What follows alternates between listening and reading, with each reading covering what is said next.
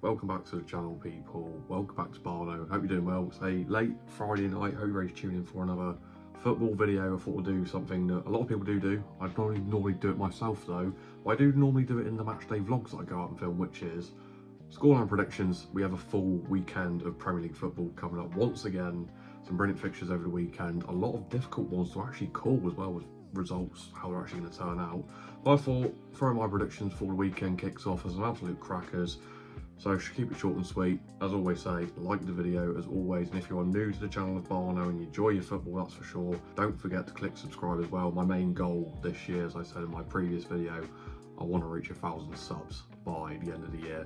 Fingers crossed. So we'll keep plugging away. I'll keep smashing out some content for you, but let's just dive into this Premier League predictions with Barno for the weekend coming up. Kicking it off Saturday, kind of maybe the biggest game of the weekend, the Manchester derby. Yes, Manchester United are at home at Old Trafford against Manchester City Saturday at 12:30. Realistically, this week, the big news from Man United's side and standpoint is Michael Carrick is going to be an interim manager till the end of the season, until they decide to appoint a brand new future manager going forward. Obviously, Amarin getting sacked in the last couple of weeks, but not the most easiest game to manage in your first game for Manchester United as an interim coach against Manchester City at home, who are still trying to chase Arsenal in the whole title race. I mean, realistically, the Manchester derby for me, what I am expecting is City to kind of maybe walk over all of Manchester United, how the way that City are playing at the minute and how many good players are actually in that team. Things with City though, the major news with City actually, before we get into what I think they're going to do, Mark Gehi has just signed for Man City, confirmed. I believe it was £20 million, which is not a lot of money whatsoever. And the rumour on the street as well is he's getting 300 grand a week to play for City. So fair enough. I mean, he'll cover the injury of Ruben Diaz being out for a little while, also Hosco Guardiola. But Manchester derby, I mean, it's the one game where Man U, no matter what stage they are at, if they're not playing well, or if they are playing well, they always seem to have this fight, determination, grit, and they do turn up in the Manchester derby. So it's a difficult one to call really, but I just think with City, the title race that they're chasing, Man U not looking fantastic. I mean, they drew to Wolves at home the other week. My prediction for the Manchester derby, I'm going to go for a City thrashing. I think City will do them in United. I'm going to go City 4, Man United 1. Moving on to the 3 PM slate. First one I'm going to talk about, Chelsea versus Brentford. And a London matchup could be, I'm not too sure how this one's going to go. You know, Chelsea recently, Liam Rosnier, now the new manager after Maresca had parted ways. They have beaten Charlton, did thrash Charlton in the FA Cup. Lost out slightly to Arsenal 3-2 in the first leg midweek in the League Cup semi-final. I mean, the Chelsea performance in that semi-final midweek, I don't think there's anything to be disheartened by. They really did show a lot of fight, a lot of quality. Esteval still brilliant as ever. Enzo Fernandez playing well. They will have Caicedo back for this game, I believe. But I don't think you can count out Brentford this season. I mean, realistically, everyone kind of expected and put Brentford to be in their bottom 3 relegation teams. The fact of Keith Andrews, a set-piece coach, come up to a first-team head coach, he kind of led the way though for Brentford. You know, they have lost Mbumo and Wissa in the same transfer window, which have just been and gone. But they're still cooking. You know, Igor Thiago, 16 goals. He's now chasing down Erling Haaland for that golden boot, you know. Kelleher, my mate from Liverpool, you know, he's having a couple good games at the minute, a couple clean sheets, a couple penalty saves as well, actually saved one against Sunderland recently. It's just a good drilled team that Brentford is at the minute. So with the way that Chelsea are with inconsistent with results, and obviously new manager still trying to implement his style of play and the way he wants Chelsea to play, and with how high-flying Brentford are at the minute, I think the fair result that I'm going to predict for this game is I'm going to go for a 2-2. I think a high-scoring affair in London. Chelsea are a bit leaky at the back, especially the goalkeeper, not the most confident goalkeeper commanding his area, Robert Sanchez. But Chelsea have got the sort of firepower to score goals. You know, Esteval, Pedro, Delap, Garnacho, Jamie Gittins, Enzo Fernandez scores goals, Caicedo scores goals. I mean, if Reece James is fit and delivering assists and good chances, Chelsea probably will get their goals from that as well. So I'm going to go for a 2-2 for Chelsea and Brentford. Next up, Leeds and Fulham. I mean, I'm expecting this game, I reckon, will be an absolute goal fest. Both teams playing some really good stuff at the minute, getting a lot of points as well. Fulham have been playing really well. Leeds have got a lot of points out of people. Obviously drew to Liverpool recently, beating Chelsea. they're getting a lot of points and definitely are slowly getting out of that relegation battle as each match day comes. And obviously the man in form for them at the minute, Dominic Calvert-Lewin, who's just got the Premier League Player of the Month, by the way. I think he's, what, 8 goals now or something crazy in the last few weeks. I mean, he is absolutely on form. Daniel Farke's getting the best out of him. Even so, like Ao Tanaka, I think, is a brilliant player. Brendan Harrison, I mean, they shortly lost out to Newcastle, but Leeds are sure they definitely can go out there and score goals. Defensively, could be a little bit tighter. If you move it over to the side with Fulham, I think Fulham's results have been fantastic. A draw to Liverpool, they've beaten Chelsea, the man in form for them. I mean, Harry Wilson has been outstanding to watch recently.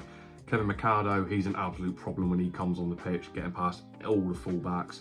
I think a major thing for Fulham recently as well, Anthony Robertson coming back from his injury. It's kind of good having him back because he is brilliant at crossing the ball into the box and creating chances for Fulham. I think he's been a major key success in the last few weeks for Fulham.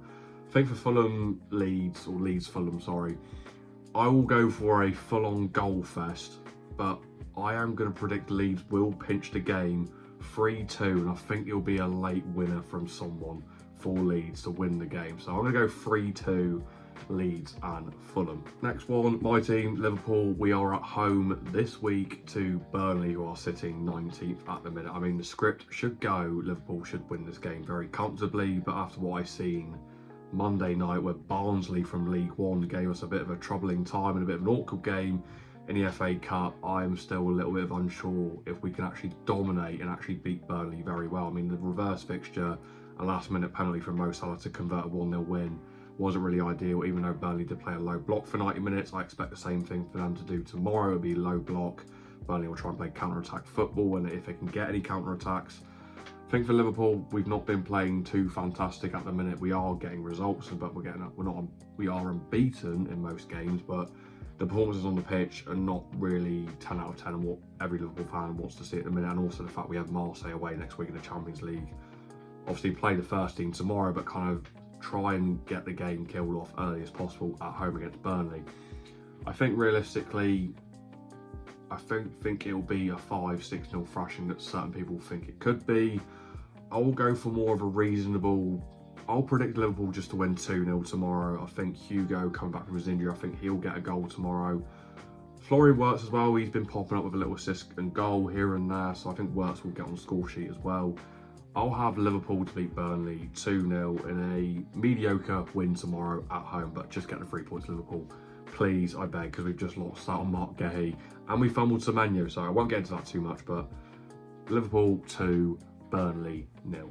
Next one up, I mean, high-flying, mighty Regis Lebree's Sunderland at home to, I mean, what can only be described as pain at Selhurst Park at the minute, and all the Crystal Palace lot. I mean, Oliver Glasner's just announced he's leaving at the end of the season. Mark Gahey has just signed for Manchester City. A lot of pain for Crystal Palace fans at the minute, man. I mean, there's going to be absolute deflation trying to go to the Stadium of Light tomorrow, which has been a tough ground for a lot of teams this season. You know, Arsenal dropped points there. A couple of other teams have dropped points there. Not an easy place to go and play football at Stadium of Light. With Palace being so dejected, and like the fact of their recent results as well have been poor. They've had 1 win in the last 5, I believe, and Sunderland, who are kind of high flying at the minute, they're going to want to capitalise with another win tomorrow, with Palace looking very poor. Major fact for Sunderland now, Noah Siddiqui has just come back from the AFCON. I think he's been one of the brilliant midfielders, underrated I think this season in the whole midfield aspect of the Premier League. Having him back's been good. Gertrude, I think, is brilliant. The goalkeeper as well, Rose, he's an incredible goalkeeper. I think at the minute, maybe Premier League goalie of the season, who actually knows, but I think for Sunderland, they get the job done. I will go for Sunderland 2, Crystal Palace 0. Next up, the last of the 3 PM kickoffs on the Saturday. I mean, could you call this one El Sacchio? Tottenham Hotspur are at home to West Ham. I mean, Tottenham recently, a lot of people were now wanting Thomas Frank out. The results have been very poor for Spurs at the minute. A last-minute conceded to Bournemouth. They lost out to Villa in the Cup. They have got a win against Palace, but Palace have been poor recently. I mean, everyone is very much Frank out at the minute. The good news, I guess, with Spurs this week is Conor Gallagher has signed after they kind of hijacked and pinched him off of Aston Villa after Aston Villa thought they were going to complete that deal. but they have got Conor Gallagher coming in. I think that's kind of the fact of Rodrigo Bentancur is now out for 3 months, so they need a bit more midfield stability. I don't think you can really rely on Bergvall and Archie Gray to cover that full midfield aspect. I know Bissummer should be back soon as well. If you move it over to the side of West Ham, I mean, West Ham are still struggling like crazy. You know, they have spent a little bit of money on a couple new strikers, you know, Pablo coming in, Castellanos coming over as well. He got a goal against QPR, so might do some confidence against Spurs, because Spurs are very leaky, as we full well know, but it's the same with West Ham. I mean, West Ham fighting a losing battle at the minute. Lucas Paqueta looks like he's almost on his way out as well, so West Ham do need to get some points tomorrow, but it's the same as Tottenham. I mean, this is why we're calling it El Sacchio. I mean, if one team loses tomorrow, that could be the end of either Thomas Frank or Nuno Santo. For this sort of game, I will predict, I think it will just be a draw, but a high-scoring draw with both the London teams. I will go for a 2-2 for Tottenham at home to West Ham United in the El Sacchio, we shall call it El Sacchio. Then we get into the evening of the Saturday. Nottingham Forest at home to top of the league leaders at the minute, chasing that Prem title and hopefully not bottle it this season. Arsenal, obviously, we know Arsenal midweek did get the win over Chelsea in that first leg. They have had a lot of players played 90 minutes midweek, you know, Declan Rice, Bukayo Saka. I mean, coming into Forest away, it could be a little bit difficult for Arsenal. I mean, Forest, when they hosted City at home the other week, who are obviously chasing the title as well, Forest did give up a bit of a game. They did turn up, they caused City a lot of problems. They did score as well to make it 1-1. City did narrowly come out on top and got a 2-1. I'm kind of expecting the same thing here. I think you'll see Sean Dyche will set Forest up with a low block, try and get a counter-attack. I won't really rule Forest out of this game. I do think they will get a goal. I think we're looking at a tight scoreline once again, and I think Arsenal will most likely get their opportunity and a huge goal in that game from a set piece.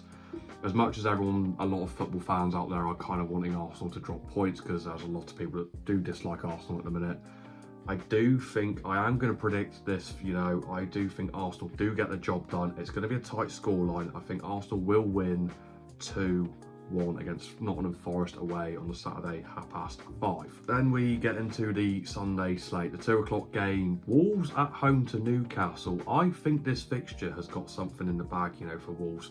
Wolves recently as well have actually been on a little bit of a run. You know, they had a draw with Man United, they've beaten West Ham, they are trying to gel something together, sat flat bottom of the league at the minute, but they are playing a little bit better. I mean, the major key player I think has been brilliant for them at the minute, that Mateus Mane, who's come up through the academy, straight into that first team.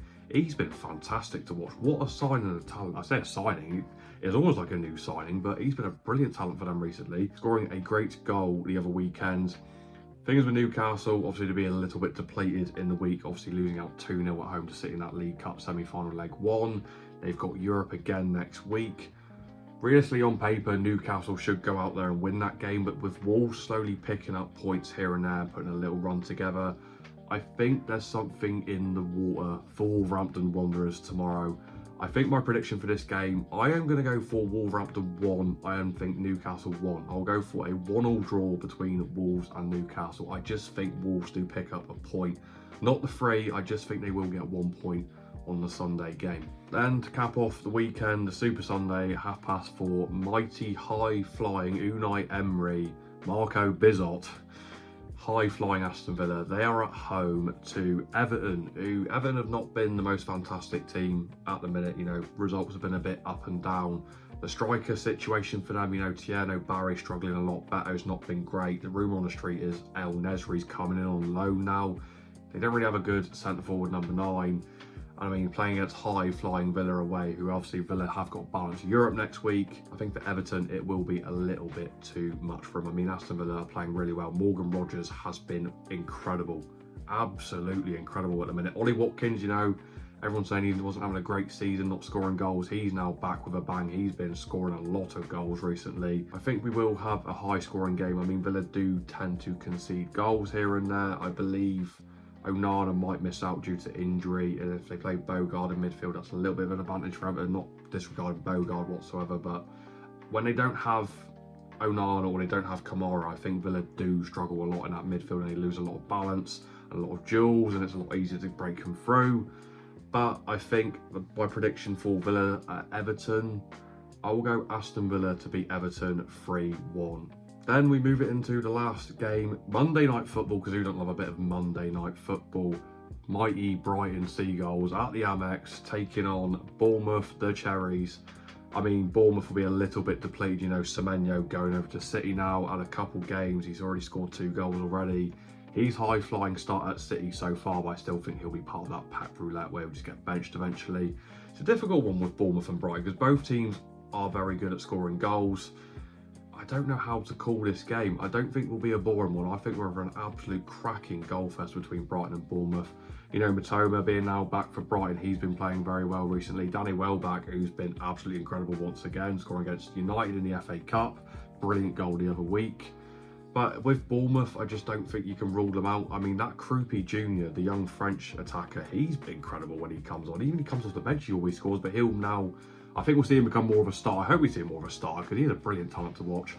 My prediction for this game, I think you'll look at Brighton will just pinch it. I will go for Brighton to win against Bournemouth 3-2 at the Amex to cap off the weekend of an incredible weekend of Premier League football. That's kind of my predictions, my takes on this weekend's Premier League fixtures. If you are new or you want to leave a comment, put your predictions down below as well. I want to hear what you think that the weekend's fixtures or what your predictions are for over the full weekend that we've got coming up. Hopefully I get all of them right. If not, who actually knows? Because when I do score predictions anyway, I never get anything right. But put your predictions down below. Let me know what you think or any of the transfer news that's been going on recently. You know, Semenyo going City, Gehi going City. It's all going on in the January window at the minute. So hope you've enjoyed this sort of video. I might start doing one of these every single week. So do let me know. I'll get some Prem predictions in, even some Champions League predictions in, because we've got that coming up again soon. So, as always say, like, comment, subscribe if you're new around here, or if you're already an old subscriber, good to see you back here. But like, comment, subscribe. Hope you've enjoyed this little predictions video. Do let me know what you thought of it. I'll see you on another video very, very soon.